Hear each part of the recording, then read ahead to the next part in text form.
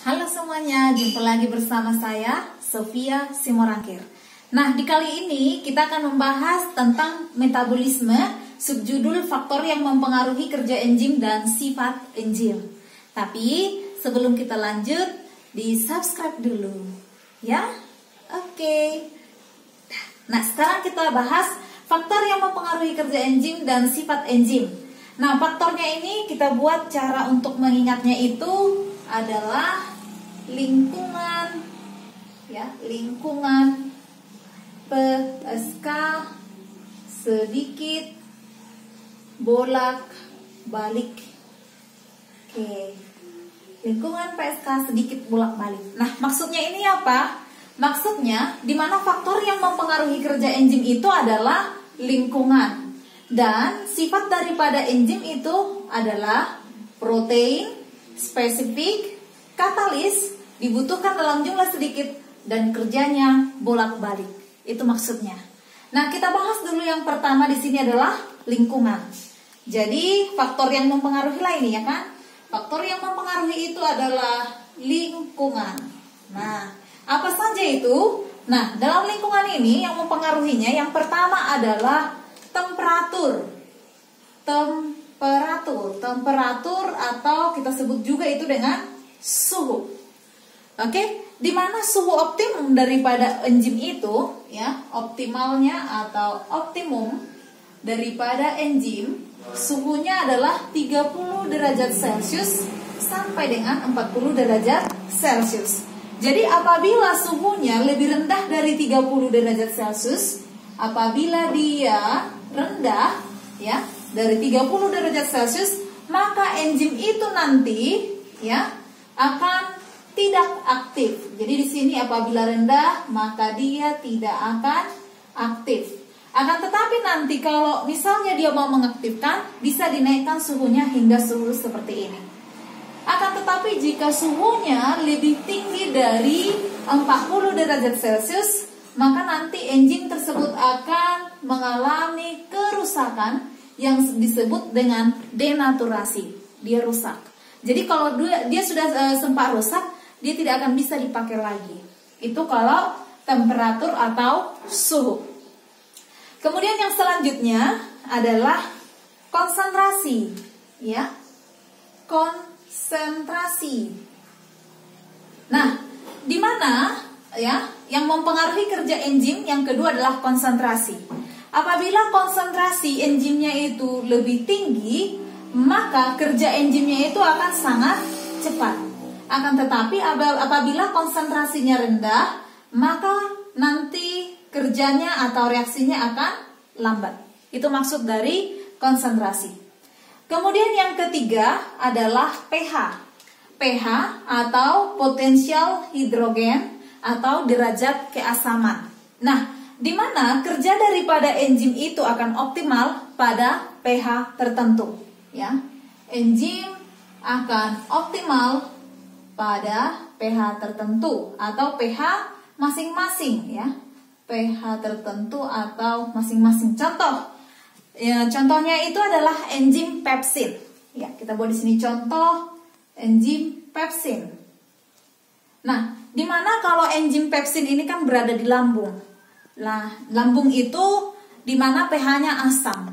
Jadi pepsin ini akan bekerja dengan optimal dengan suasana asam. Itu maksud untuk pH.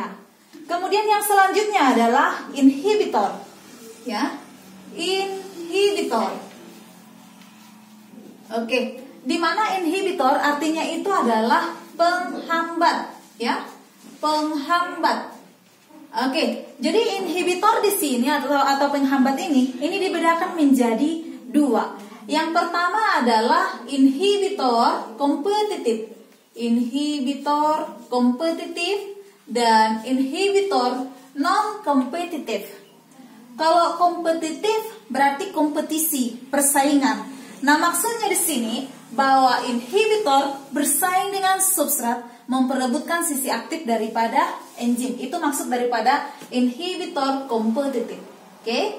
Jadi si inhibitor bersaing dengan substrat, bersaing, ya, dengan substrat